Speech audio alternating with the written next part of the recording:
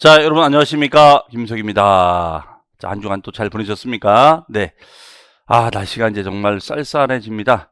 어쨌든 여러분들 조속으로 날씨 기온차가 심하기 때문에 또 낮에는 약간 좀 덥고 저녁에는 또 이렇게 쌀쌀하고 아침에 쌀쌀하고 그래서 어쨌든 감기 환자분들이 많이 계신데 건강 잘 챙기시고 또 바쁜 한 주 또 이렇게 공부랑 병행하시면서 하실 때 너무 스트레스 받지 마시고 차분차분하게 여러분들 계표대로 따라오시기 바랍니다.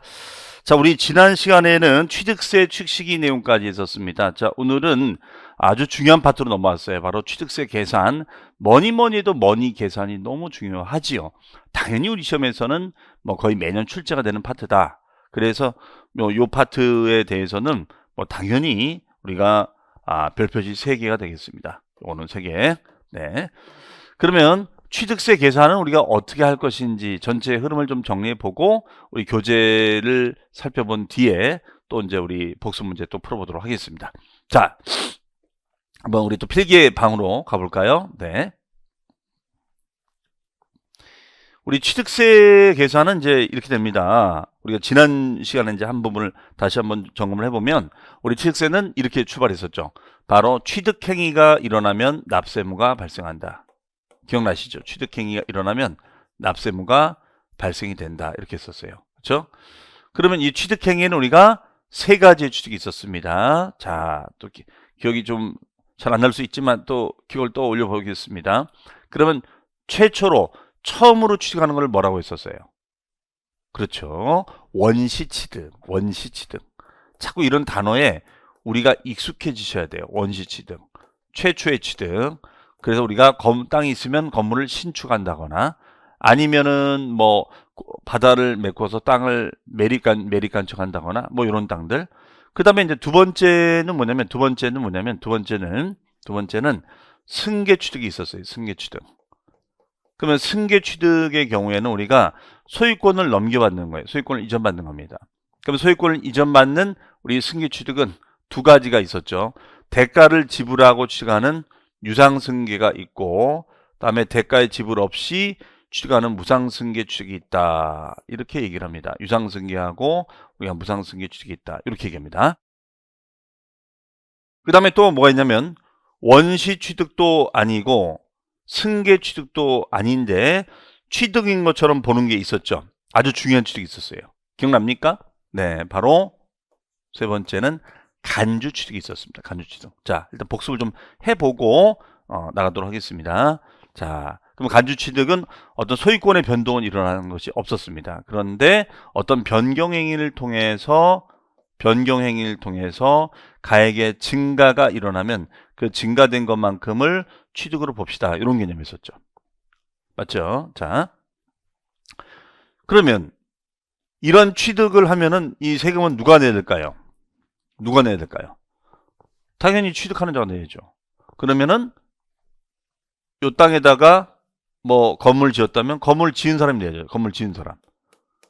그렇죠? 요즘 이 땅 거래가 안 되니까 요즘 이제 이 땅을 LH 공사가 이제 매입을 해주는 비아파트를 그래서 이제 신축을 하면 또 매입을 해주는 이런 식으로 지금 많이들 좀 하고 있는데요. 어쨌든 그러면 이 건물주가 있겠죠. 건축주. 그러면 건축주가 있다. 건축주가 있다. 그러면 이 건축주가 바로 납세무자가 되는 것입니다. 그렇죠? 네. 건축주가 납세무자가 되자. 이런 얘기야. 건축주가. 네. 그 다음에 이제 두 번째는 뭐냐면 우리가 매매가 돼요. 매매가 됩니다. 그러면 매매가 되면은 사는 사람이 있겠죠. 그러면 사는 사람이 바로 누가 되는 거죠? 매수인이 됩니다. 매수인. 사는 사람은 매수인. 자, 그 다음에 우리가 상속을 받거나 아니면 이제 징여를 받는 거예요. 상속을 받거나 징여를 받는 거예요. 그러면 상속을 받거나 징여를 받으면 우리가 이제 상속인이 있겠죠. 상속인이 있고 징여를 받으면 우리가 징여받은 사람을 수중자 이렇게 얘기합니다. 수중자 이렇게 얘기해요. 자, 그래서 우리가 매수인, 그 다음에 상속인, 수중자 이렇게 얘기를 하고 있습니다. 네.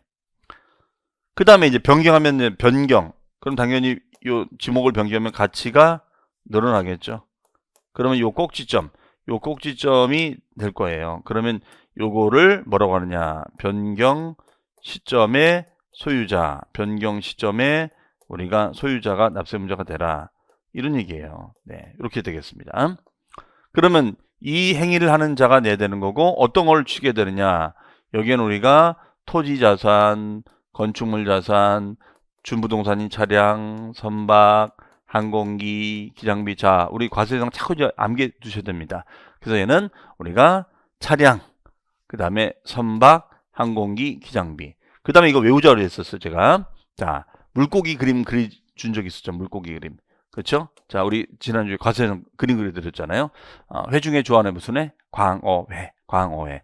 광어권, 그 다음에 어권, 회원권이 있다. 그럼 광어회를 먹으려면 어떻게 돼요? 나무를 깔고 먹어야 돼. 나무, 잎목이 있다. 그다음에 자연산 양식, 양식이 있다. 양식업권이 있다. 다 외웠죠? 네. 자, 이런 과세 대상이 있다. 그러면 이제 이런 과세 대상을 이제 어떻게 계산할 거냐? 취득했겠지. 원시 취득했을 것이고, 원시 취득했을 거고, 승계 취득했을 거고, 간주 취득했겠죠? 그러면 그 취득한 금액이 있을 거 아니냐 이거죠. 그렇죠? 자, 그러면 이제 머니는 머니에도 머니 계산이 중요하죠. 그 머니 계산은 당연히 취득 가액이 있을 거예요. 취득 가액. 취득 가액으로 하면 되겠죠. 취득 가액. 만약에 뭐 원시 취득이다. 그럼 원시 취득이면은 어때요? 건물을 뭐 예를 들어서 신축하였다. 그러면 신축했다면 당연히 신축 공사비가 들어가겠죠. 신축 공사비가 들어가요. 공사비. 공사비가 들어갑니다. 공사비. 그러면 이 공사비가 취득가액이 되겠죠. 공사비가 취득가액이 된다. 공사비가. 네. 그럼 공사비는 우리가 세금 계산서라든가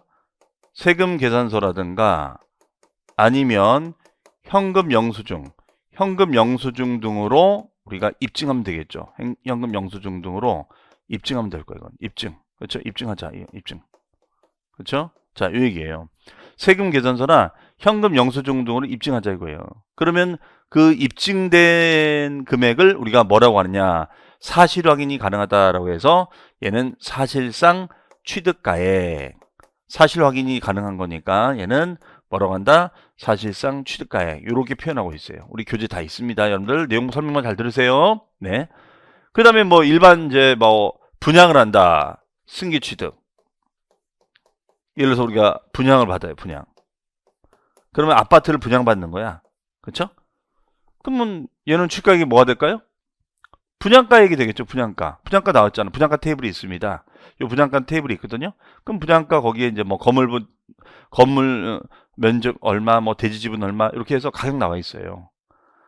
그래서 최근에 그 성수동인가? 네. 어디 뭐 이거 뭐 유튜브에 보면 검색 나오니까요.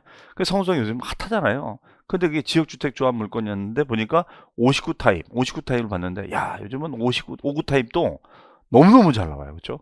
그다음에 발코니 확장까지 되면은 야, 방 3개가 나오더라고요. 정말 요즘은 이 공간 구조를 빼는 거는 정말 우리나라가 정말 최고 아닌가 싶을 정도로.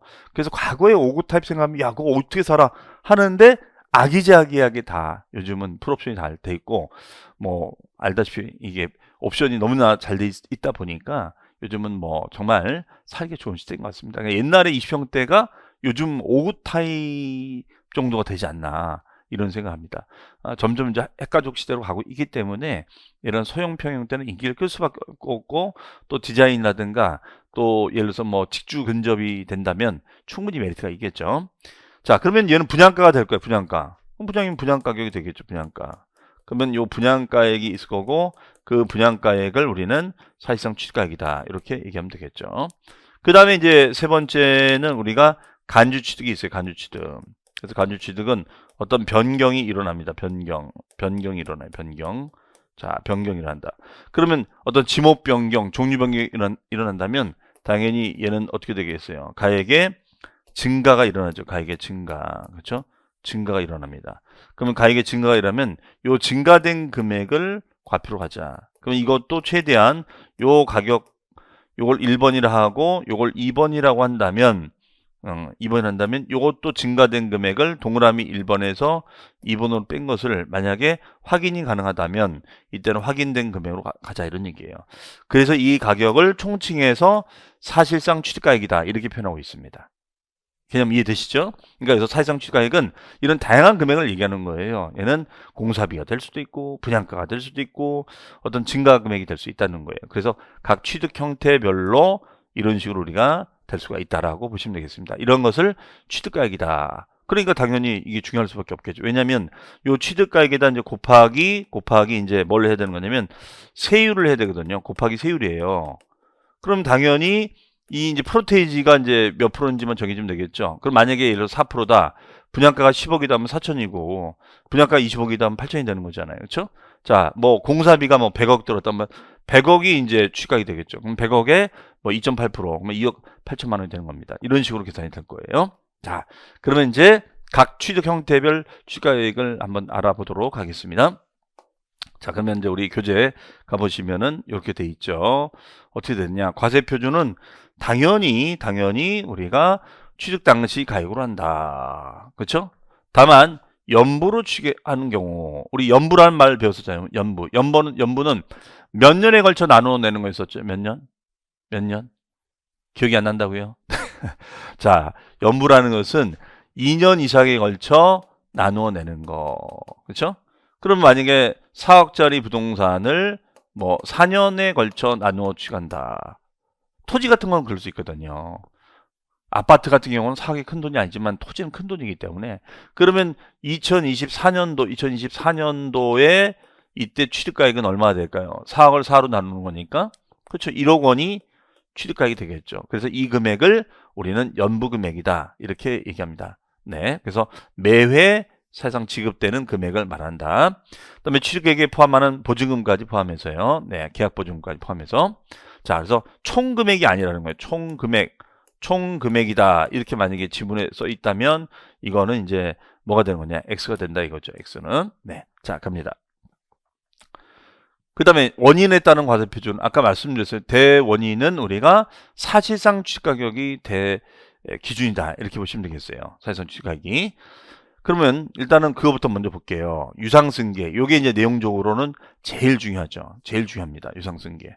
그래서 유상승계라는 것은 매매 등을 말하겠죠. 매매 등의 승계를 말한다. 그러니까 당연히 사실상 취득가액이다. 이렇게 되겠죠. 그러면 분양가가 될 수도 있고 공사비 등이 될 수도 있겠죠. 입증된 금액. 자, 그 다음에가 여기 그 3번에 보시면 이런 말이 나왔습니다. 자, 동그라미 2번인데 2번은 요거는 나중에 말씀드릴게요. 일단은 세 번째는 원시취득. 그러면 원시취득이다. 그렇죠? 원시취득이다. 그러면 요거는 이제 우리가 뭐 매매가 등이 될 거고 원시취득이면 공사비, 신축, 공사비. 그럼 공사비가 입증될 거 아니냐. 그러면 입증된 금액 얘도 원시취득일 때는 사실상 취득가액이 된다. 그렇죠? 공사비라고 하나 써놓을까요? 공사비? 그럼 공사비 등은 우리가 세금 계산서 등을 통해서 입증이 되잖아요. 그렇죠? 네, 그 정도 보시면 되겠습니다. 네. 자, 그 다음에가 이제 이번에는 그 취득으로 보는 경우의 과세표준. 취득으로 보는 과표를 우리가 뭐라고 했죠? 간주취득이다 이렇게 썼죠. 간주취득. 그럼 얘는 간주취득은 당연히 증가한 가액이 과표가 되겠죠. 증가한 가액. 그럼 증가한 가액. 그러면 증가된 금액 1번, 증가전 금액 2번. 그러면 1번에서 2번 빼면은 증가액이 나오잖아요. 확인됐다면 이것도 사실상 취득가액이 되겠죠. 해석이. 자, 그래서 여기도 사실상 취득가액이 된다. 이렇게 언급을 하고 있는 겁니다. 자, 제가 밑줄 치자는 것만 밑줄 쳐놓으시면 돼요. 네. 그러면 여기에는 이제 우리가 간주취득에는 얘가 토지는 뭐라고 했죠? 토지는 지난 시간에 지목을 변경하면 되겠죠. 임야를 농지를 대지로. 그 다음에 선박, 차량, 기기장비 용도 등의 변경. 네. 용도 등의 변경을 하게 되면 이것도 마찬가지다. 이렇게 얘기가 되겠습니다. 네. 그 다음에 이제 건축물을 개수했다. 그러면 노후된 건물이 있으면은 이렇게 노후된 건물이 이렇게 있어요. 노후된 건물이 있다면 노후된 건물을 고치는 거야. 그러면 이것도 3에 따른다. 이것도 이제 사실상 취득가액이 되겠죠. 사실상 취득가액이 된다. 이렇게 보시면 되겠습니다. 해석이요. 네. 자, 그 다음에 이제 한 가지가 이제 뭐냐면, 그럼 대원칙은 사실상 취득가액 확인해봤죠. 그러면 다시 이제 우리 필기망으로 이제 와서 이런 얘기예요. 그러면 이제 이런 뭐 원시식의 공사비나 아니면 유상승계 아니면 간주취득은 사실상 취득가액이 된다. 요거는 이제 알겠는데, 그러면 이런 경우는 어떻게 되느냐 이거예요. 바로 우리가 이제 쟁점을 또 따져보는 게 무상승계가 있잖아요. 무상승계. 무상승계. 무상승계 취득이 있죠. 무상승계 취득. 그러면 무상승계 취득의 경우에는 요거는 두 가지가 있잖아요. 두 가지. 하나는 우리가 뭐가 있을까요? 상속이 있고 하나는 증여가 있습니다. 증여. 맞죠?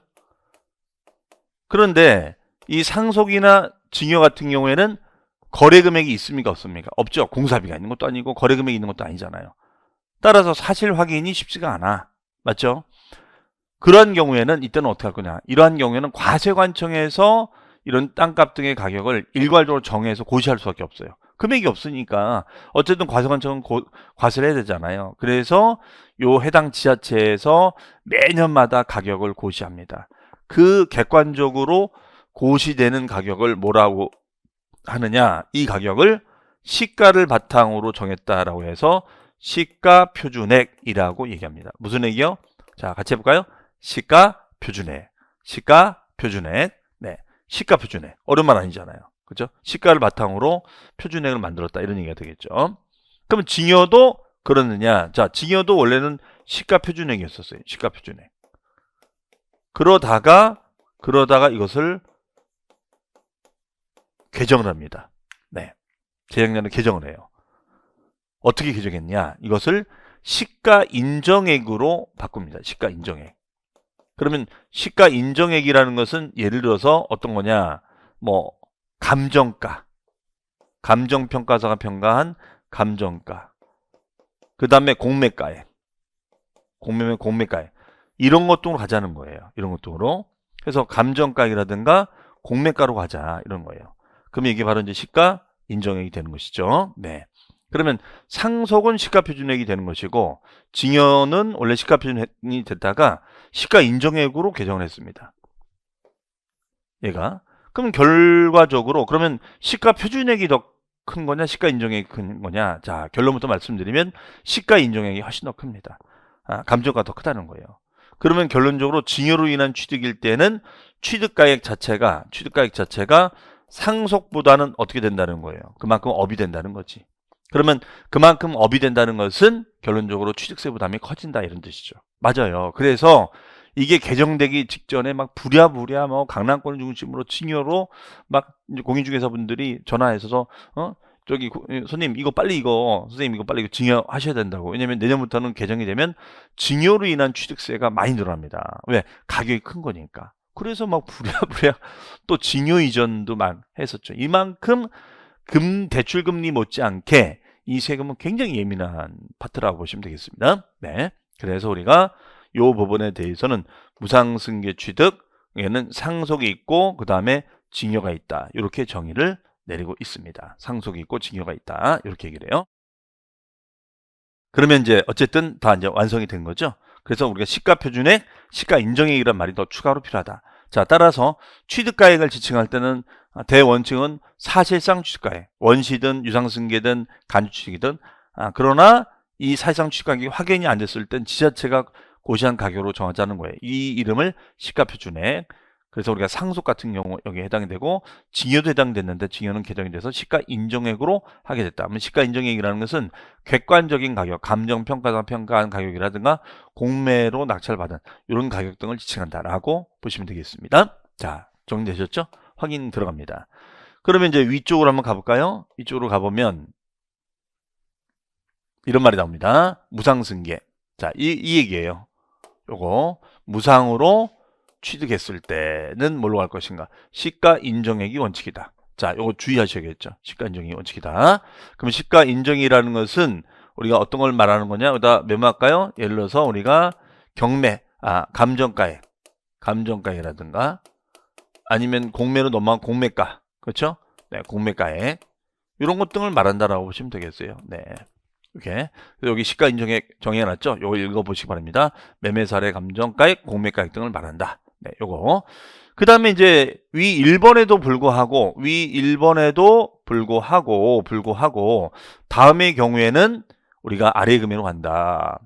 그러면 시가 인정액은 어쨌든 시가 표준액보다 더 큰 거예요. 그래서 이 경우에는 상속에 따른 무상 취득이 됐을 때는 뭘로 간다? 시가 인정액이 아니라 시가 표준액이다. 자, 주의하셔야겠죠?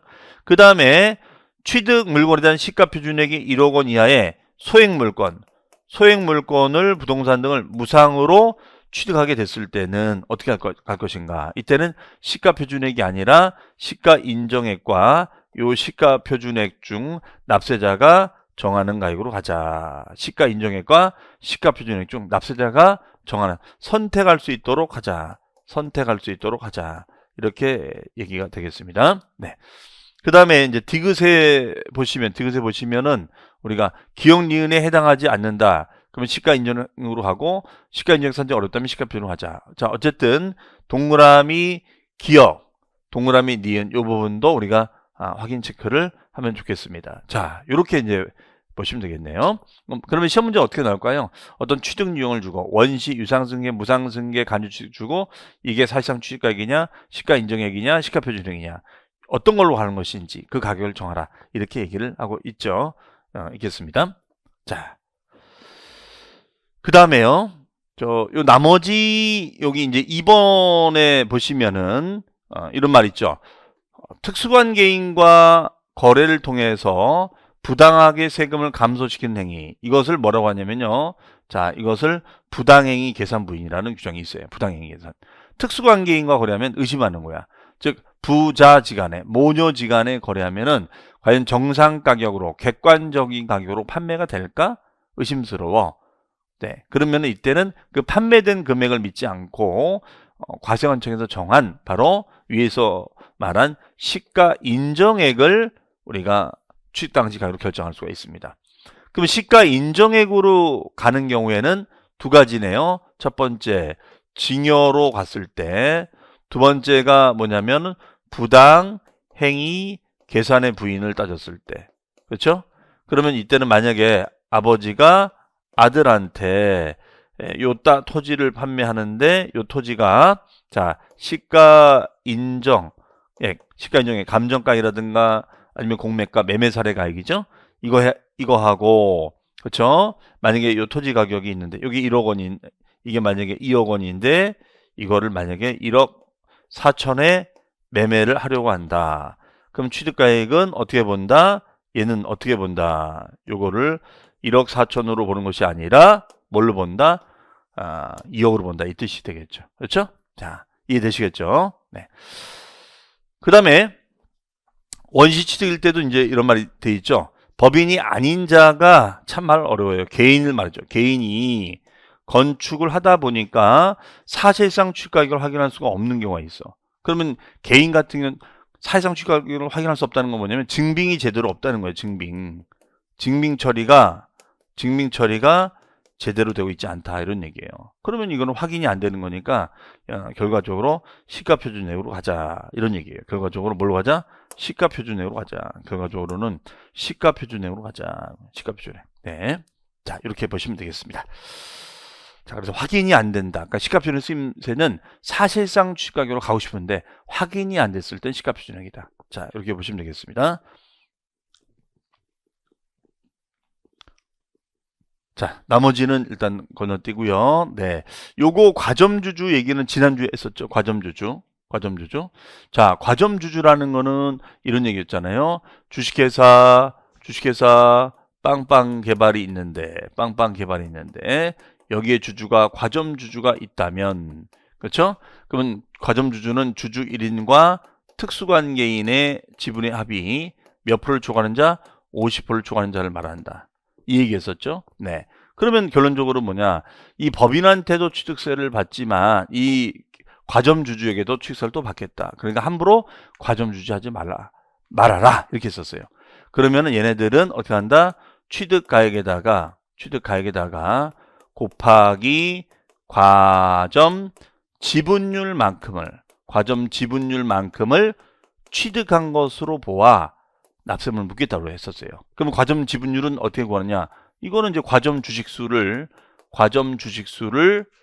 총 주식수로 나누면 됩니다. 총 주식수로. 네.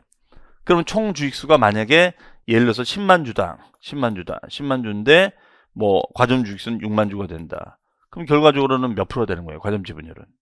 그렇죠. 60% 되는 거죠. 60%. 그렇죠? 60%. 그러면 취득가액이 만약에 10억 원이면 10억 원의 60%인 6억 원이 과표가 되고 여기다 2%만큼 세금을 추가로 받겠다는 거예요. 그럼 6억 원에 2% 되면 얼마예요? 1200이 되겠죠. 1200만 원의 세금이 납부가 이루어진다. 이렇게 보시면 되겠습니다. 추가로. 네. 자, 요 얘기가 되겠습니다. 그래서 여기 보시면은 그 부동산의 총가액을 우리가 법인의 주식 또는 출재 총수로 나눈 가액에 과점주주가 취득한 주식 또는 출자의 수를 곱한 금액으로 하자. 자, 이게 바로 이 내용이 되겠습니다. 이게 바로 요 내용이 되겠어요. 요 내용이 바로 여기에 해당된다. 이렇게 메모해 두시면 될 것 같습니다. 자, 메모해 주세요. 네. 자, 어떤 과점주주에 대해서는 우리가 기본서 강의할 때 아주 자세하게 제가 설명할 거예요. 그러니까 걱정하지 마시고요. 지금은 과점주주는 이게 과세관청에서 규제하는 주주거나 그래서 지분이 너무나 과다하게 특수관계가 엮여 있어서 그 과점주주라는 명의를 활용해서 법인을 만들어서 부동산 취득하면 세금이 2번 나올 수가 있구나. 그러니까 함부로 하면 안 되겠구나. 그게 기본 취지예요. 자, 시가표준액은 이건 지방세를 부과할 때 과세할 때 과세 기준이 되는 금액을 말한다. 라고 말씀드렸습니다. 지금 요 정도만 알아두시면 되겠고요. 그러면은 요 시가표준의 이름들을 다 만들어 놨겠죠. 네. 참고하시면 되겠습니다. 네. 자, 그다음에 이제 축소 세율인데 세율 가기 앞서서 또 우리 문제를 한번 풀어볼까요? 자, 과세표준 이제 다 살펴봤으니까 자, 이렇게 한번 또 문제를 한번 보도록 하겠습니다. 이제 뭐 이렇게 되겠죠. 취득행위별로 이제 우리가 가격을 구해보는 거죠. 취득행위별로. 자, 한번 보겠습니다. 먼저 부동산을 원시 취득했다. 그러면 공사비 등을 세금 계산서로 확인하는 거니까 뭐라고 하면 좋다? 사실상 취득가액. 맞죠? 그다음에 건축물을 개수, 고치는 비용도 들어가고 개수, 고치는 거 수선하는 거예요. 그렇죠? 개수, 수선하는 겁니다. 말 그대로. 그럼 공사비가 다 이거 다 확인될 거 아닙니까? 그렇죠? 얘도 사실상 취득가액. 자, 상속은 거래 금액을 표시할 수가 없었죠? 그러면 상속은 거래 금액을 표시할 수 없으니까 방금 얘기한 지자체가 지방세를 부과할 때 쓰는 기준치로 가자. 그 금액을 뭐라고 한다고요? 뭐라고 한다고요? 시가 표준액. 틀려도 상관없어요. 그냥 말씀하시는 거야. 지금 뭐 어차피 뭐 저랑 여러분 지금 보는 거 아니잖아요. 그렇죠? 그러니까 그냥 말씀하시면 돼요. 네. 그래서 얘는 시가 표준액이 된다. 그다음에 시가 표준액이 5억 원인 부동산의 징여. 원래 징여 같은 경우도 시가 표준액이었다가 시가 표준액이 1억 원 이하일 때는 시가 표준액으로 갈 수도 있지만 넘어간다면 얘는 뭘로 간다? 시가 인정액. 그럼 시가 인정액이라는 건 뭘로 간다고요? 매매 사례 가액이라든가 감정가액이라든가 공매가액 등을 말한다. 이렇게 보시면 되겠죠. 해석이. 네. 자, 그 다음에 토지 지목을 사실상 변경하여 가액의 증가가 일어납니다. 그럼 가액의 증가가 일어난다면 그 증가된 금액을 객관적으로 확인되는 금액으로 가면 되겠죠. 이것도 뭘로 간다? 사실상 취득가액이 된다. 그 다음에 법인이 아닌 자가 토지 지목을 우리가 변경하여 가액이 증가됐을 때 사실상 취득가액으로 가면 좋은데 확인이 안 돼. 그러면 확인할 수가 없다면 얘는 뭘로 갈 수밖에 없어요. 그러니까 이거는 개인이 공사하다 보니까 뭐 내역이 없는 거야. 영수증도 없고 계산서 처리도 안 되고 뭐 우리 경기도 지방 언저리 가보면 아직도 그냥 이런 영세업체를 하다 보니까 그런 증빙 처리가 제대로 안 될 때가 많이 있거든요. 그러면은 확인이 안 됐으니까 이거는 지자체가 고시한 가격으로 갈 수밖에 없겠죠. 맞죠? 그러니까 이것도 시가 표준액이 된다라고 보시면 되겠습니다. 네. 그 다음에 같은 맥락. 자. 그 다음에 이제 요거는 이제 뭐냐면 우리가 이제 그 징여죠. 부동산 등의 무상 취득 1억 원 이하. 그럼 이때 기준이 시가 인정액이었습니까? 시가 표준액이었습니까? 가물가물하죠? 네, 요거 시가 표준액.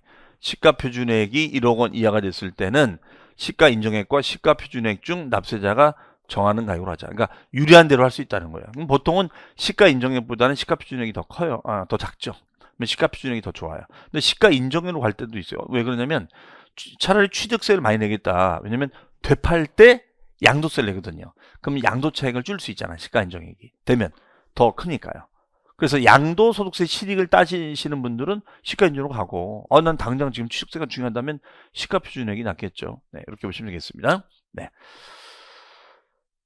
자, 그러면 우리 26회 때 기출지문을 한번 보면요. 취득세 과세 표준은 취득 당시 가액으로 한다. 이 금액은 우리가 사실상 확인되는 금액인 취득하게 된다. 여기 키워드가 되겠죠. 다만 연부로 취득하게 되는 경우에는 그럼 연부 취득이라는 것은 몇 년에 걸쳐 나눠내는 거예요? 2년 이상에 걸쳐 나눠내는 거니까 전체 금액이 아니라 연부 금액이 된다. 그래서 4억짜리를 4년 연부로 나누면 1억이 되는 거죠. 그러니까 이 경우에는 연부 금액인 매회 사실상 지급되는 금액을 말합니다. 네, 보증금 포함하고요. 당연히 이거는 5가 될 수밖에 없겠죠. 네, 이렇게 보시면 되겠네요. 네. 자, 그러면 이제 세율에 대한 얘기 있는데 이거는 잠시 쉬었다가 또 정리를 해 나가도록 하겠습니다. 자, 그러면 잠시 뒤에 또 세율 시간에 뵙겠습니다.